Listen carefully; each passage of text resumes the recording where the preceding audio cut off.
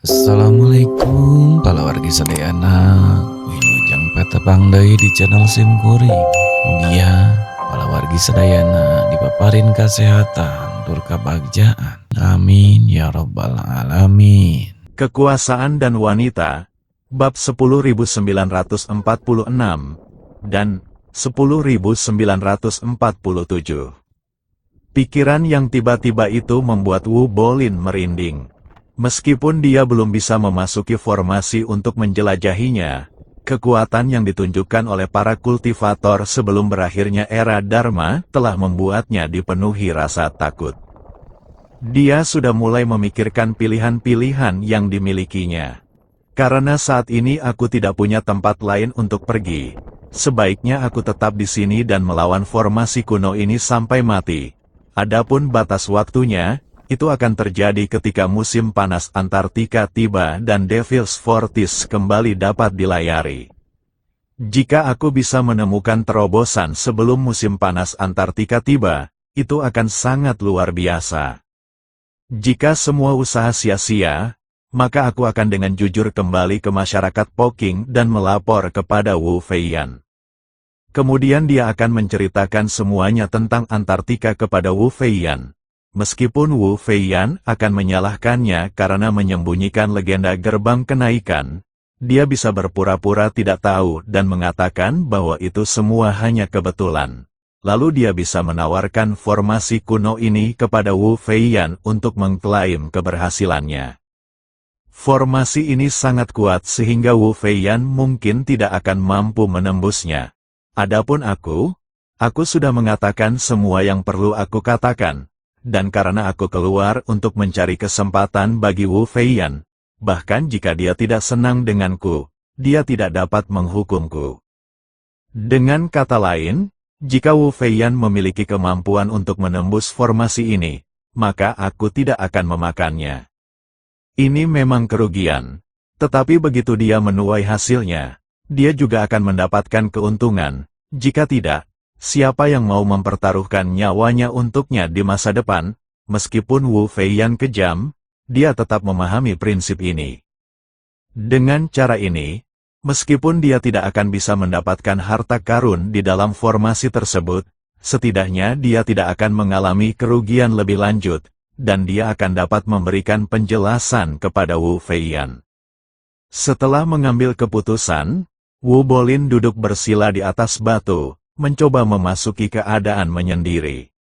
Meskipun dia tidak memiliki metode kultivasi untuk menghasilkan energi spiritual, dia dapat memurnikan energi spiritual di tubuhnya melalui pengasingan, dan membersihkan meridiannya berulang kali, yang juga dapat mencapai tujuan untuk secara perlahan meningkatkan tingkat kultivasinya.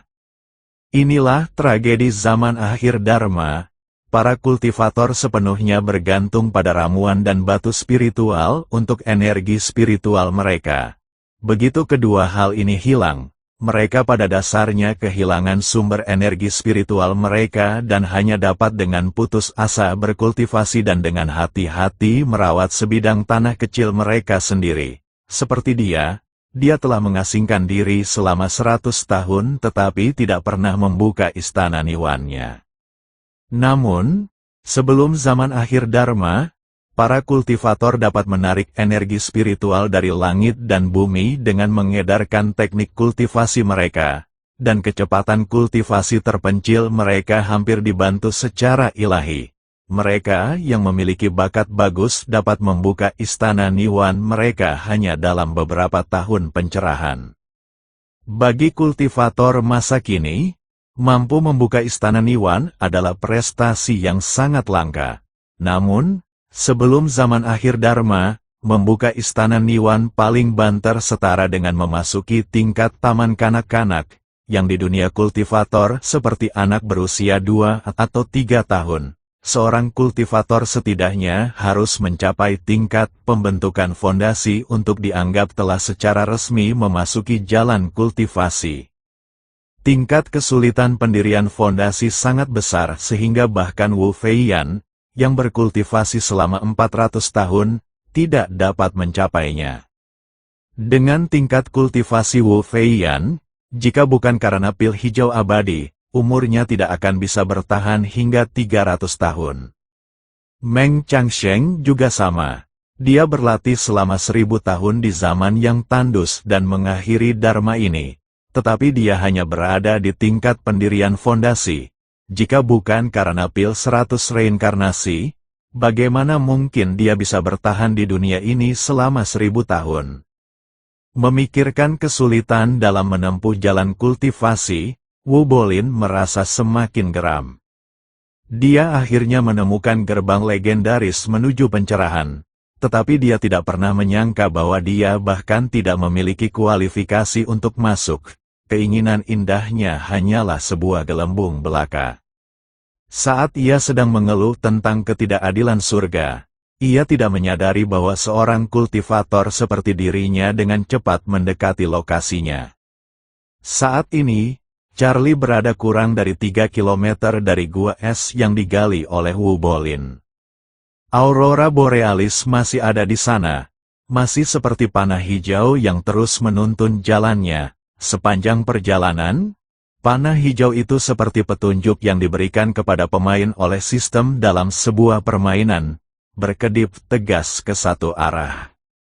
Selama waktu ini, Charlie juga mencoba mengubah arah dan sengaja menyimpang darinya untuk mengamati kondisinya. Hasilnya, benda itu seperti kompas. Tidak peduli bagaimana dia bergerak atau mengubah arah, benda itu terus berkedip ke arah selatan. Mungkin bimbingan yang tak tergoyahkan dari sumber misterius itulah yang memicu antisipasi Charlie yang semakin besar. Saat Charlie mendekati pintu masuk gua, dia bisa melihat bahwa anak panah itu tidak lagi sejajar dengan tanah dan menunjuk ke selatan, tetapi mulai miring. Anak panah itu mulai sedikit turun, membentuk sudut dengan garis horizontal, dan sudutnya semakin besar. Charlie sangat gembira. Setelah berlari lebih dari 100 km, dia merasa akhirnya sampai di tujuan. Untungnya, dia sebenarnya tidak perlu pergi ke kutub selatan. Saat ini, Wu Bolin tidak memusatkan seluruh perhatiannya pada sekitarnya. Karena dikelilingi es setebal ribuan meter, penetrasi energi spiritualnya sangat berkurang. Di dalam gua es sedalam ribuan meter itu, dia hampir tidak bisa merasakan tanah, kecuali di area sekitar pintu masuk gua. Oleh karena itu, dia bahkan lebih santai daripada yang Charlie duga, dan sama sekali tidak membuang energi spiritual untuk lingkungan sekitarnya. Menurutnya, dia seharusnya menjadi satu-satunya kultivator di benua Antartika. Dan karena tentara Amerika tidak mencarinya beberapa hari terakhir ini, dia tentu tidak memiliki masalah keamanan. Kultivasi Charlie jauh lebih lemah daripada miliknya, dan ketika dia menggunakan energi spiritualnya untuk menyelidiki sekitarnya, dia tidak dapat menembus lapisan es yang begitu tebal, jadi wajar saja dia tidak dapat merasakan kehadirannya. Namun, ketika dia berdiri di atas gletser yang agak tinggi dan melihat ke bawah ke pintu masuk gua yang tidak jauh dari sana, dia cukup terkejut. Aku sudah cukup lama berada di Antartika dan cukup mengenalnya. Hampir seluruh permukaan Antartika tertutup es dan salju. Jadi bagaimana mungkin sebuah lubang tiba-tiba muncul di tanah? Pada saat itu, anak panah tersebut menunjuk langsung ke pintu masuk gua. Dia mendongak ke arah anak panah itu dan tanpa sadar bergumam, "Mungkinkah mereka ingin aku masuk ke dalam gua ini? Apa yang ada di dalamnya?"